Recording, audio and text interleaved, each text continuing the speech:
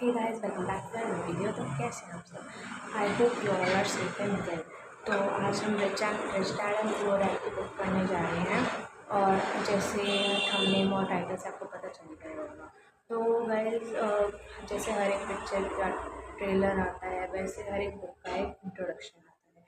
तो हम इस बुक के इंट्रोडक्शन के साथ स्टार्ट करते हैं। हमारे इंट्रोडक्शन में इस इंट्रोडक्शन से हमें ये पता चलता है कि बुक की स्टोरी आगे की क्या होने वाली है। अगर हमें इंट्रोडक्शन पता चल गया तो हमें स्टोरी के बारे में समझ आएगा। अगर हमें इंट्रोडक्शन नहीं पता होगा तो फिर हम आगे स्टोरी नहीं समझ नहीं पाएंगे। तो हम इसका इंट्रोडक्शन के स्टार्ट करते हैं। Having two dads offered me the choice of contrasting points of view, one of a rich man and one of a poor man. हमारे को ये बताते हैं कि एक बच्चा, उसके दो डैड्स हैं और वो अपनी अपने पॉइंट ऑफ व्यू और अपने अपने पॉइंट ऑफ व्यू शेयर करते हैं कि मेरा मतलब एक बच्चे के दो डैड्स हैं तो वो एक अपना पॉइंट ऑफ व्यू बताता है और एक अपना पॉइंट ऑफ व्यू बताता है। जो पहला डैड है वो एक रिच है और दूसरा है वो मतलब पुअर डैड है। ठीक है। So I have two dads, a rich one and a poor one. One was highly educated and intelligent. He had a PhD, completed 4 years, and undergraduate work in a less than 2 years. He then went on to Stanford University, the University of Chicago, and Northwestern University to do his advanced studies, all on the full financial scholarships. The other father never finished the 8th grade. वो बता रहा है कि मेरे दो father हैं, एक rich है और एक पुअर है। जो रिच हैं वो पूरे हाईली एजुकेटेड है और बहुत ज़्यादा इंटेलिजेंट है। उन्होंने अपनी पीएचडी कंप्लीट करी हुई है 4 साल लगा के। वो अंडर ग्रेजुएट है, 2 साल की उन्होंने ग्रेजुएशन की हुई है। ठीक है। और जो उन्होंने आगे अब बात की जो स्टडीज़ करी हैं वो उन्होंने स्टैनफोर्ड यूनिवर्सिटी चिकागो की करी है। चिकागो से करी है, मतलब नॉर्दर्न वेस्टर्न यूनिवर्सिटी है ये। ठीक है। यहाँ से उन्होंने अपनी एडवांस स्टडीज़ करी हैं और ये फुल फाइनेंशियली स्कॉलरशिप से पढ़े हैं। ठीक है। तो अब और दूसरी साइड जो पुअर डैड हैं वो अपने उन्होंने आज तक अपनी 8th स्टैंडर्ड नहीं कंप्लीट हो पाई उनकी। They never finish that. ठीक है। तो अब हम नेक्स्ट पैर की तरफ चलते हैं। Both man were successful in their careers, working hard all their lives, both on starting incomes, yet one always struggled financially, the other become one of the richest man in Hawaii. I so Hawaii. One then even 10 of millions of dollars to his family, charities of his church. The other left bills to pay. तो बता रहे हैं कि मतलब दोनों mains अपने अपने carriers में सेटल्ड हैं और सक्सेसफुल हैं और दोनों ही अपने अपने काम को बहुत ज़्यादा मेहनत से करते हैं। ठीक है। बहुत मतलब अपनी अपनी जो अर्निंग लाते हैं वो अपने लिए उनके लिए सफिशेंट होती है। ठीक है। और एक है कि वो अब तक अपने फाइनेंशियली स्ट्रगल कर रहे हैं। दूसरी साइड जो रिचेस्ट मैन है वो एक हुआई का सबसे ज़्यादा रिचेस्ट मैन है। और दूसरी साइड अगर वो रिचेस्ट मैन की डेथ हो जाती है तो वो अपनी फैमिली के लिए $10 मिलियन अपनी फैमिली के लिए छोड़ के जाता है, चैरिटीज़ और चर्च के लिए। ठीक है। और दूसरी साइड जो मैन है अगर उसकी डेथ हो जाती है तो वो अपने फैमिली के लिए बिल्स पे करने के लिए छोड़ जाता है कि मेरी फैमिली जो मेरे बिल्स रहते हैं वो पे करेगी। ठीक है। The both man were strong and enthusiastic and influential, but man offered me advice, but they didn't not advises the same things. But man believed strongly in education, but did not recommend the same course of study. जो mains हैं ये बहुत ज़्यादा strong है, चरिस्मेटिक हैं और influential है। ये दोनों मैन अपनी अपनी एडवाइस देते हैं और अपनी अपनी एडवाइस क्या करती रहती है। Guys, sorry for disturbing, my mother disturbing me. So guys, आगे हम कंटिन्यू करते हैं। और जो दूसरे मैन है वो दोनों अपने अपने एडवाइजेस देते हैं उस बच्चे को, तो वो बच्चा कंफ्यूज रहता है और वो मतलब वो सेम कोर्सेज ही बताते हैं और दोनों बोलते हैं कि स्ट्रॉन्गली इन एजुकेशन। वो मतलब वो बिलीव करते हैं कि अगर आप अच्छे से एजुकेशन लेते हो तो आप आगे जाके अपने कोर्सेज में स्टडी कर सकते हो। If I had only one dad I would have accept or reject his advice. Having two dads offer me choice and contrasting point of view, one of rich man and one of poor man. तो हमें एक दो dads हैं। अगर मेरा एक dad होता तो फिर मैं उसकी एक्सेप्ट और रिजेक्ट में मैं हेल्प कर पाती, पर दूसरे में उनके पास क्या है कि दो डैड्स हैं और दोनों अपनी अपनी चॉइसेस बताते हैं, दोनों अपने अपने कॉन्ट्रास्ट पॉइंट्स बताते हैं, पॉइंट ऑफ व्यूज़ बताते हैं, कि जिससे वो बच्चा जो है वो कंफ्यूज हो जाता है। तो मैं अगले पैरे में चलते हैं। इंस्टीड ऑफ सिंपली एक्सेप्टिंग और रिजेक्टिंग वन और the other, I found my self thinking more, comparing and choosing for my self. The problem was that the rich man was not rich yet and the poor man was not yet poor. Both were not starting out on their careers and both were struggling with money and families. But they had very different points of view about money. So guys, इसमें क्या बता रहे हैं अगले paragraph में कि वो बोल रहा है कि मैं एक सिंपली एक्सेप्टिंग और रिजेक्टिंग के चक्कर में एक दूसरे पर मैं एकदम से थिंकिंग में पहुंच जाता हूँ कि मैं कंपेयर करूँगा कि मेरे लिए ठीक क्या है, कि मुझे चूज़ क्या करना है। ठीक है, वो अपनी प्रॉब्लम बताता है कि जो रिच मैन है वो अब तक एक रिच नहीं बना। ठीक है, अब जो पुअर मैन है वो अब तक पुअर नहीं बना। ठीक है, ठीक है, वो अपनी दोबारा से अपने कैरियर स्टार्ट करते हैं। वो अपनी स्ट्रगलिंग मनी के साथ, फैमिलीज़ के साथ जो स्ट्रगल है वो सारे अपने स्टार्ट करते हैं। और दोनों के अपने अपने क्या बोलते हैं उसको, पॉइंट ऑफ व्यूज़ होते हैं, अपने अपने पॉइंट ऑफ व्यूज़ होते हैं, तो दोनों अपने साथ शेयर करते हैं। ठीक है, नेक्स्ट हम अगले पैराग्राफ पे चलते हैं। For example, one dad would say, the love of money is the root of the all evil. ठीक है, the other said, the lack of money is the root of all evil. ठीक है, हमें एक example दे रहा है, कहता है कि अगर एक डैड बोलते हैं कि जो प्यार है, जो मुझे पैसों से प्यार है, वो एक रूट है एविल का। ठीक है, और जो दूसरा डैड है वो ये बोलता है कि ज़्यादा से ज़्यादा पैसा एक रूट होता है एविल का।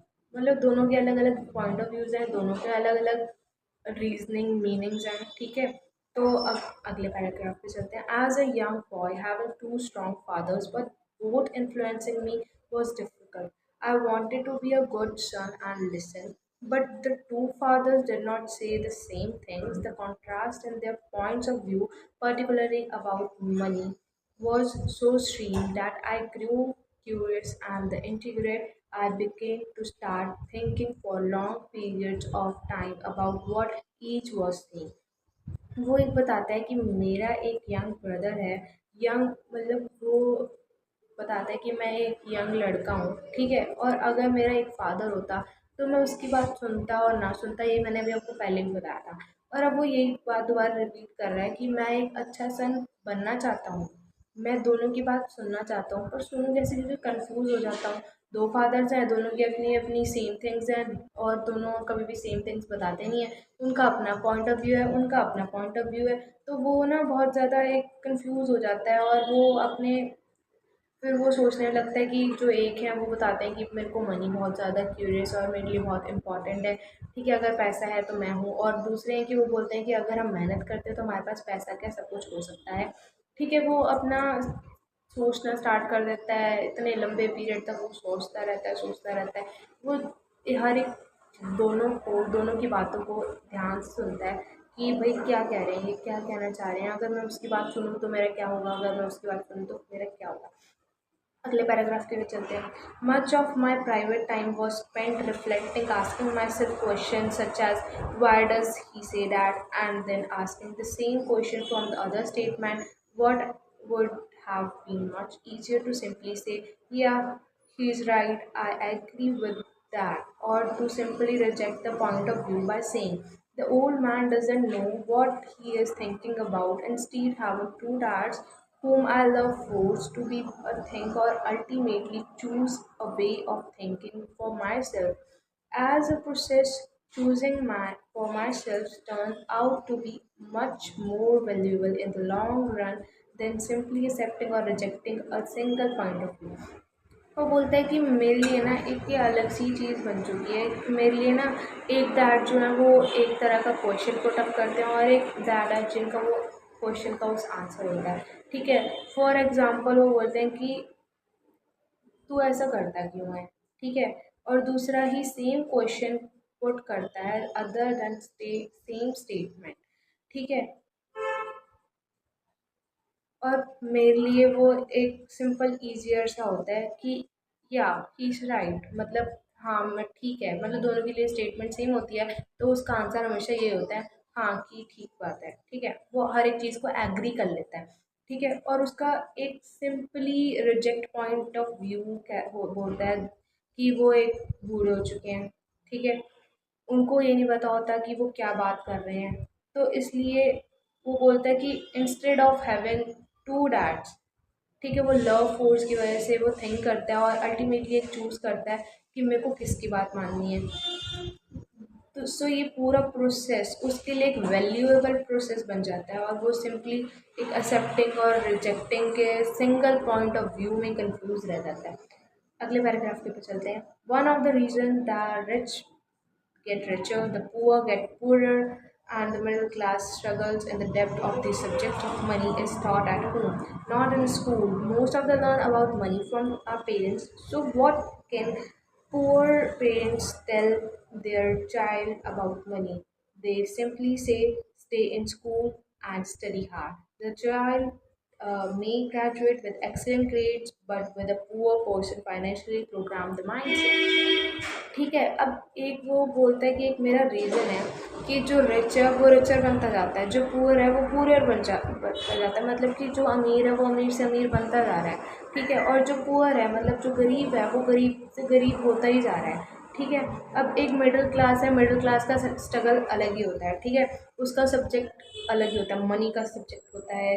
और हमें एक बात है कि हमें ना अपना कभी भी जो हमें ये स्ट्रगल्स हैं, जो हमारे मनी के स्ट्रगल्स हैं, वो हमें कभी भी हमें स्कूल में नहीं सिखाए जाते हैं। हर एक चीज़ हमें स्कूल में क्या सिखाया जाता है, फिर स्कूल में हमें ये सिखाया जाता है कि हमें अच्छे मार्क्स लेके आना है, जो भी हम पढ़ाई कर रहे हैं वो हमें अच्छी तरह करनी है, कि मतलब study hard and stay in school, हमें मोस्टली पेरेंट्स यही सिखाते हैं, ठीक है। पर जो मिडिल क्लास के पेरेंट्स हैं वो हमें ये सिखाएंगे कि फाइनेंशियली प्रोग्रामिंग माइंडसेट, ये हमें सारी चीज़ें हम मिडिल क्लास से सीखते आते हैं। अगर आप घर में आप ये सारी चीज़ें हम सीखते आते हैं और हमें एक समझ आ जाता है कि फाइनेंशियली क्या होता है, ठीक है। अब sadly money is not a taught in school, and school focus on the school ethic and professional skills but not in financial skill.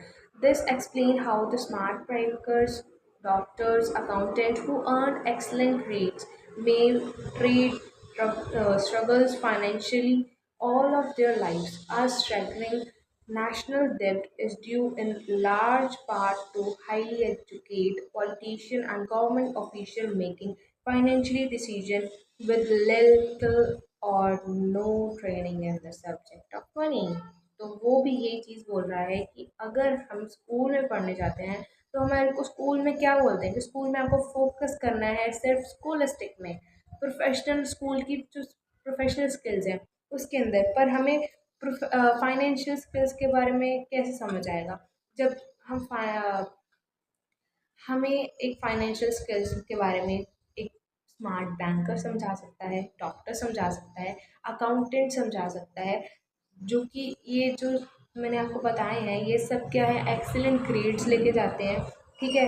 ये फाइनेंशियली स्ट्रगल करते हैं अपनी लाइफ के अंदर, ये अपनी पूरी लाइफ फाइनेंशियली स्ट्रगल करके इस मुकाम तक पहुंचते हैं, तब इन लोगों को पता होता है कि what is this financially struggle. तो हमें इन लोगों से सीखने को मिलता है, ठीक है। हमें स्कूल जाते हैं, हम स्कूल जाके हमें सिर्फ इन्हीं चीज़ों के बारे में स्कूलिस्टिक के बारे में बताया जाता है और प्रोफेशनल जो स्कूल की स्किल्स होती हैं वो हमें बताई जाती है कि आपको ये इम्प्रूव करना है, ठीक है। अब नेशनल, हमारा जो नेशनल डिबेट है ये large part highly educated politician है, इसके अंदर गवर्नमेंट ऑफिशियल्स हैं, ठीक है। ये हमें क्या बताते हैं, ऑफिशियल जो फाइनेंशियल डिसीजंस होते हैं ये हमारे ये लोग लेते हैं, ठीक है। ये या तो थोड़ी सी इस चीज़ की ट्रेनिंग लेते हैं या फिर बिना ट्रेनिंग के बारे में इनको सब्जेक्ट ऑफ मनी समझ आ जाती है। अब अगले पैराग्राफ पढ़ते हैं। Today I often wonder what will soon happen when we have a millions of people who need financial and medical assistance. They will be dependent upon their families or the government for financial support. What will happen when the Medicare and Social Security run out the money? How will a nation survive if teaching children about Money continues to be a left to parents, most of whom will be or already a poor. तो हाँ, ये बोल रहा है कि अगर हम offer करते हैं अपनी लाइफ के अंदर कि इतने ज़्यादा जितने भी लोग हैं जो फाइनेंशियली और मेडिकल असिस्टेंस हैं, ठीक है, they are dependent upon their families, वो अपनी फैमिलीज़ के ऊपर डिपेंडेंट हैं, या फिर गवर्नमेंट फाइनेंशियल जो हमें गवर्नमेंट प्रोवाइड करती है वो उनके ऊपर उनकी सपोर्ट से चलते हैं। ठीक है, अगर उनको कुछ भी मेडिकेयर लेना है या फिर सोशल सिक्योरिटी लेनी है तो वो उनके पास वो पैसा कहाँ से आएगा। ठीक है, how will the nation survive for teaching children, वो बच्चों को कैसे पढ़ाएंगे। ठीक है, अपना जो डेली का खर्चा है अगर उनके पेरेंट्स भी उन्हें छोड़ दें अकेला तो वो कैसे करेंगे, कैसे। ठीक है, because I had two influential fathers I learn from both of them, मेरे पास दो फादर्स हैं और मैं दोनों से ही सीखने को मिलता है। ठीक है, I had to think about each dad advice and in the doing so I gained valuable insight into the power and effect of one thought on one's life. For example, one dad had a habit of saying, I can't afford it. The other forbid those words to be used. I insisted, I asked, how can I afford it? One is the statement and the other is the question. One lets you off the hook and the other forces you to think. My soon to be rich dad would explain that by automatically saying the words I can't afford it, your brain stops working. By asking the question, how can I afford it? Your brain is put to the work. He did not mean that you should buy everything you want. He was fanatically about exercising your mind, the most powerful computer in the world. He had said, my brain gets stronger every day because I exercise it, and the stronger gets, the more money I can make. He believed that automatically saying I can't afford it was a sign of mental laziness. वो बता रहे हैं कि मेरे पास दो fathers हैं और दोनों से मेरे को सीखने को मिलता है। एक जो है वो अपनी स्टेटमेंट देता है और एक जो है वो अपना क्वेश्चन पूछता है। ठीक है, उनको ना एक मतलब एक डैड है, उनको एक हैबिट है कहने की कि मैं इसको अफोर्ड नहीं कर सकता। ठीक है, और जो दूसरा है उनकी वो स्टेटमेंट होती है, उस क्वेश्चन की वो स्टेटमेंट होती है जो उन्होंने वो पूछा, उसका उनका वो क्वेश्चन बन जाता है कि मैं इसको अफोर्ड कैसे कर सकता हूँ। वो एक बोलता है, उसकी स्टेटमेंट होती है आई कांट अफोर्ड इट, मतलब मैं इसको अफोर्ड ही नहीं कर सकता। और दूसरा होता है वो उसका क्वेश्चन बना देता है, how can I afford it. ठीक है, तो वो बोल रहा है कि मतलब अलग अलग स्टेटमेंट्स है। तो एक स्टेटमेंट है जिससे हमारा जो है माइंड वो हमारा बंद हो जाता है वर्किंग में। ठीक है, और जो दूसरी स्टेटमेंट है वो दूसरी साइड में हमारा माइंड स्ट्रॉन्गर बना देते हैं और शार्पर बना देते हैं, क्योंकि हम उस चीज़ को सोचने लग जाते हैं भाई ये क्या क्वेश्चन पुट कर रहा है। ठीक है, अब वो दोनों अपनी अपनी चीज़ों में बिलीव करते हैं और उनको हैबिट बन चुकी है कि I can't afford it and how can afford it. इन दोनों को ये चीज़ें कहने की आदत पड़ चुकी है। तो ये एक साइन होता है एक मेंटल इलनेस का, मेंटल लेजीनेस का। ठीक है, आगे पैराग्राफ पढ़ते हैं। Although both dads worked hard, I noticed that one dad had a habit of putting his brain to sleep when it came to finances, and the other had to habit of exercising his brain. With the long-term result was that one dad grew stronger financially and the other grew weaker. It is not much different from a person who goes to the gym to the exercise on a regular basis versus and someone who sits on the couch watching television. Proper physical exercise increase your chances for health and proper mental exercise increase your chances to wealth। वो बता रहे हैं कि दोनों अपनी अपनी life में अपना अपना हार्ड वर्क करते हैं और दोनों अपनी अपनी लाइफ को उन्होंने अपना हैबिट बना रखा है। और एक डैड हैं जिन्होंने अपने माइंड के लिए अपने ब्रेन को ऐसा बना रखा है कि उनका ब्रेन हर टाइम सोता रहता है, वो अपने ब्रेन से काम नहीं करवाते कुछ सोचने में। मतलब जो रिचेस्ट हैं वो यही सोचते हैं कि मतलब हमारे पास सब कुछ है, वो तो इसलिए ज़्यादा क्वेश्चनिंग नहीं करते, वो हमेशा अपने माइंड को स्लीपिंग में रखते हैं। और जो दूसरे हैं उन्होंने अपने माइंड को ऐसा बना रखा है कि उनका एक्सरसाइजिंग माइंड है, वो कुछ ना कुछ सोचते रहते हैं, कुछ ना कुछ नया इंक्रीज़ करते रहते हैं, जैसे उनका माइंड एक्सरसाइज करता रहता है और वो स्ट्रॉन्गर बन जाते हैं। ठीक है, the long term result was a was that one dad grew stronger financially. तो एक लॉन्ग टर्म रिजल्ट है कि जो हमारे डैड को बताता है कि वो स्ट्रॉन्गर है, फाइनेंशियली स्ट्रॉन्गर है, ठीक है, और जो दूसरे हैं वो वीकर हैं, ठीक है, वो पहले से ही वीकर हैं। तो इन दोनों में डिफरेंट है, ये दोनों अलग अलग हैं।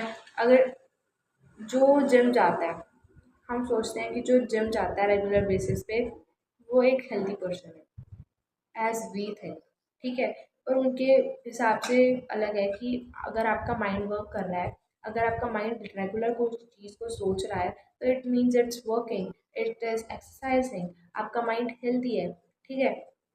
तो आगे प्रॉपर फिजिकल एक्सरसाइज इंक्रीज हमारी, जो हमारी प्रॉपर फिजिकल एक्सरसाइज है वो हमारी हेल्थ को इंक्रीज करती है, ठीक है। और अगर हम प्रॉपर मेंटल एक्सरसाइज एक्सरसाइज करते हैं तो वो हमारे वेल्थ को इंक्रीज करने का चांस होता है, ठीक है।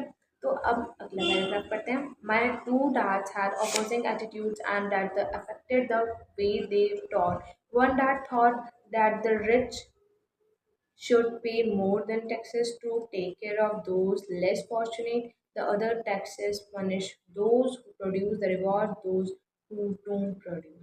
तो अब दो डैड्स हैं तो दोनों के अपोजिंग एटीट्यूड्स हैं। तो एक का एटीट्यूड ये कहता है, एक ये सोचते हैं कि जो ज़्यादा कमाता है उसे ज़्यादा टैक्स पे करना चाहिए कि जिससे जो मतलब लेस फॉर्चुनेट पीपल्स हैं वो उनकी हेल्प हो सके, ठीक है। और जो दूसरे डैड हैं वो ये बोलते हैं कि टैक्स एक पनिशमेंट होनी चाहिए जो हमें, या फिर एक रिवॉर्ड होना चाहिए कि जो प्रोड्यूस नहीं कर सकते, ठीक है।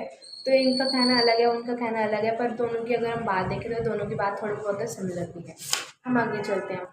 One dad recommended study hard so you can find a good company to work for, and the other recommended study hard as so you can find a good company to buy. तो एक dad है वो बोलते हैं कि आप अच्छा पढ़ो, अगर मन लगा के पढ़ाई करोगे तो आपको एक अच्छी कंपनी में काम करने का मौका मिलेगा। और दूसरे डैड हैं वो ये बोलते हैं कि अगर आप मन लगा के पढ़ाई करते हो तो आपको एक मौका मिल सकता है कि आप वो एक अच्छी कंपनी को बाय कर सको, ठीक है।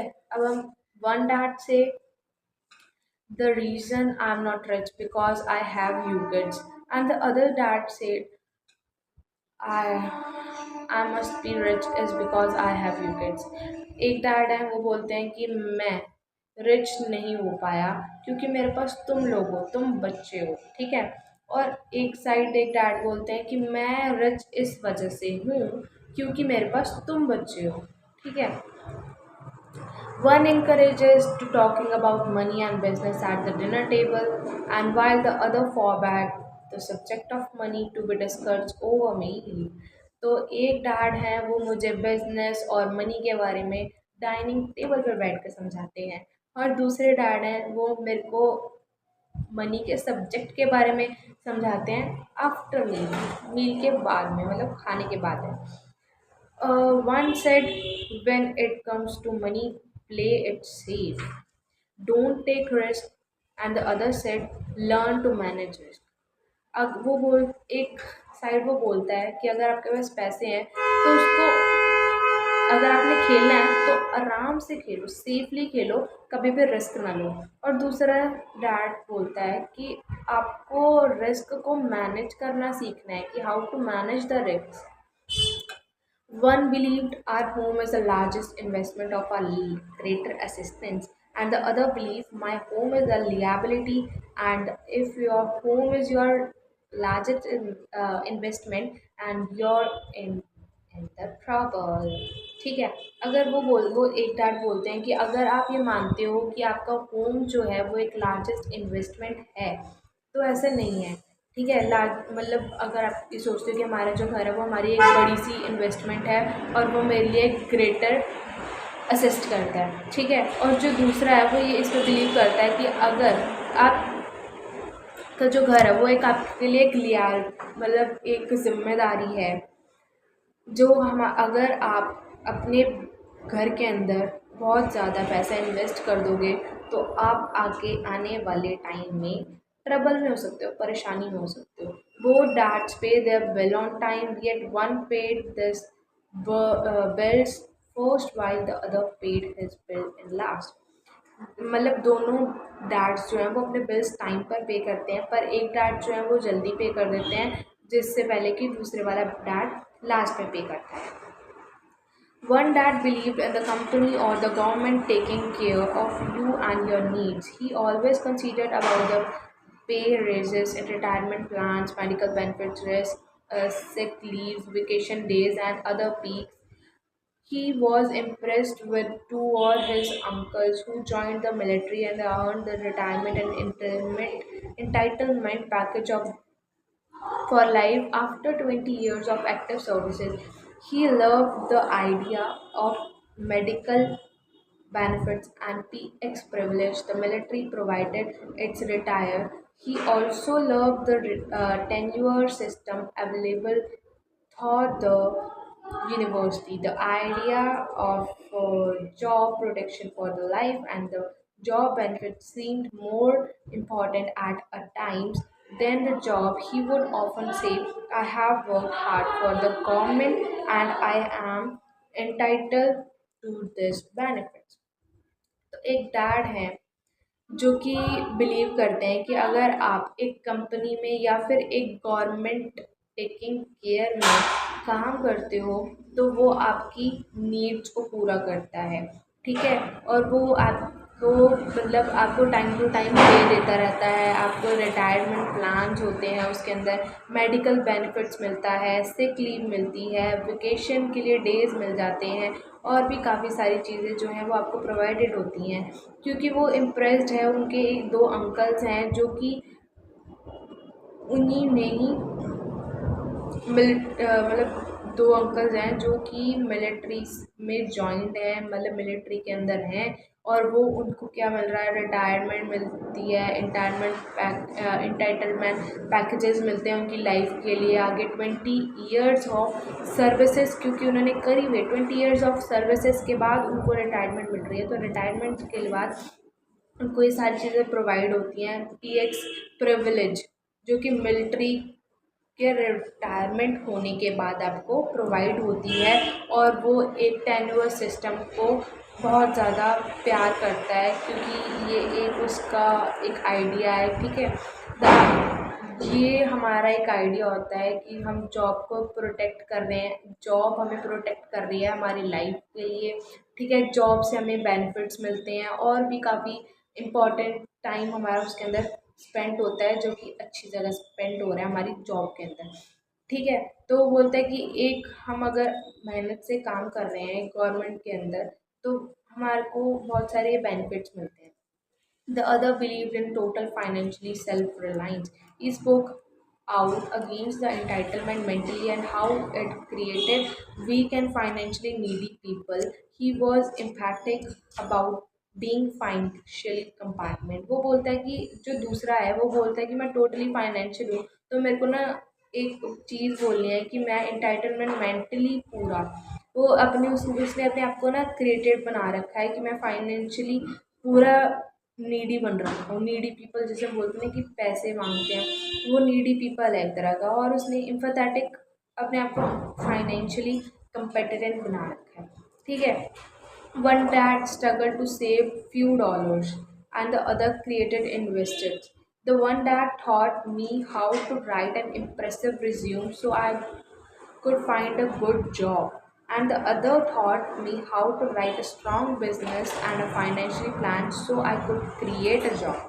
वो बोलता है कि एक साइड मेरे डैड हैं जो कि थोड़े से पैसे बचाने के लिए सोचते हैं, और जो दूसरी डैड हैं वो क्या करते हैं, वो पैसे को इन्वेस्ट करने की सोचते हैं, ठीक है. और एक डैड है वो बोलते हैं कि आप एक ऐसा इम्प्रेसिव रिज्यूम बनाओ जो कि आपको अच्छी जॉब मिल सके, और एक डैड है वो बोलते हैं कि आपने ऐसा लिखना है कि आपको एक बिजनेस या फाइनेंशियली प्लान्स आपने ऐसे लिखने हैं कि जिससे आप एक जॉब क्रिएट कर सको. Being a product of two strong dads allowed me a luxury of observing the effect of different thoughts and have on one's life. I noticed the people really do shape their lives through their thoughts. बोल रहे कि मेरे को पता है कि मैं एक प्रोडक्ट हूँ दो डैड का, तो मेरे को दोनों डैड्स की लग्जरियस प्रोवाइड हो रखी है, जो कि मुझे समझाती है, मुझे जिससे मुझे पता चलता है कि एक लाइफ के अंदर दो थॉट्स से हम एक थॉट कैसे बनाते हैं, और वो एक रियली हमें एक लाइफ जीने का बताती है. For example, my poor dad always said I will never be rich and other the prophecy become a reality. My rich dad, on the other hand, always referred to help himself as a rich. He would say things like, I am rich man, I am rich, people don't do this, and even when he was flat broke after a major financial setback, he continued to refer to himself as he man. वो बोल रहे हैं कि एक side मेरे जो poor dad है वो हमेशा ये बोलते रहते हैं कि मैं कभी रिच नहीं बन सकता, मैं कभी रिच बना नहीं. तो वो हम बोलते हैं ना कि हमारी कई बातें जो हम ऐसी बोलते हैं ना वो हमारी रियलिटी में बन जाती हैं. ठीक है, सेम इसी की तरह. और जो दूसरे डैड है, रिच डैड है, वो हमेशा ये बोलते हैं कि मैं हमेशा रिच हूँ, मैं हमेशा रिच रहूँगा. तो वो ऐसे बोलते हैं, and he is also a rich and he is the reality he is a rich person because.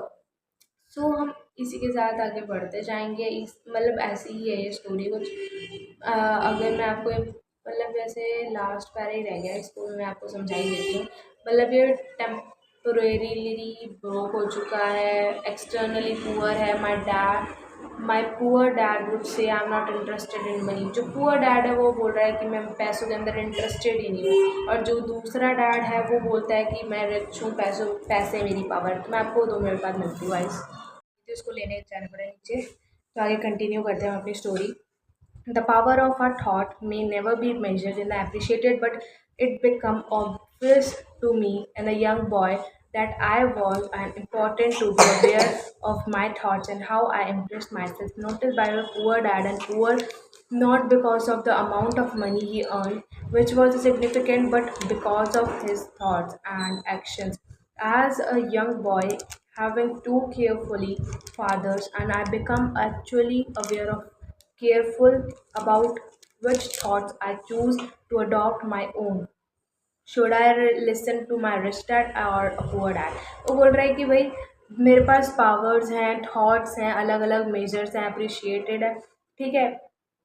But मेरी जो यंग बॉय है वो बोल रहा है कि मैं अवेयर भी रहता हूँ इन थॉट्स से कि मैं कैसे एक्सप्रेस करूँ अपने आप को, ठीक है. और वो अपने पुअर डैड को नोटिस करता है कि वो पुअर थे, ठीक है, बट बिकॉज ऑफ मतलब वो अपने पैसों की वजह से पुअर थे कि जो वो कमाते थे, या फिर उनका कुछ सिग्निफिकेंट ऐसा था कि वो उस वजह से पुअर थे.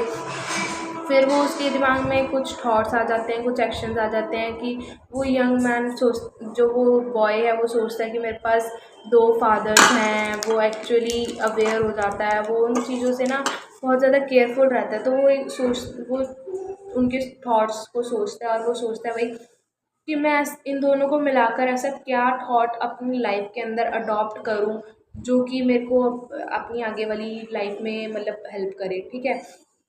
क्या मैं अपने रिच डैड को सुनूं, क्या मैं अपने पुअर डैड को सुनूं, ठीक है. फिर all through the both man had a ट्रेमेंडस respect for education and learning. They disagreed about what they thought was important to learn, and one wanted me to study hard, earn a degree, and get a good job to earn money. He wanted me to study to become professional and attorney or an accountant, and to be a business school for my MBA, and the other encouraged me to study to be rich, to be understand how money works, to learn how to have it work for me, and I don't work for money. We were words we would repeat over. Money works for me. हाँ जी बोलिए. ये खोल दो. 2 minute रुकोगे आप. तो guys इसके अंदर ये बता रहे हैं कि दोनों जो पीपल्स हैं वो एक ट्रेमेंडियस रिस्पेक्ट देते हैं. 1 मिनट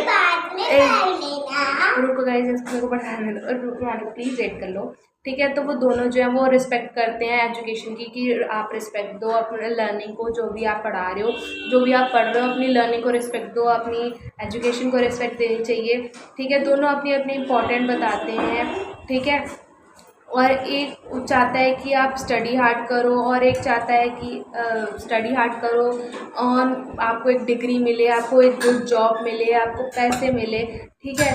और वो चाहता है, he wanted me to study become professional, और एक चाहते हैं कि मैं एक प्रोफेशनल बनूँ, पढ़ लिख के एक प्रोफेशनल बनूँ, अटॉर्नी या फिर एक अकाउंटेंट बनूँ, ठीक है। और पढ़ो किस लिए कि जिससे मैं रिच बन जाऊँ, ठीक है। तो अंडरस्टैंड, मनी हमारी लाइफ के अंदर ऐसे वर्क करती है कि हम बता नहीं सकते हैं।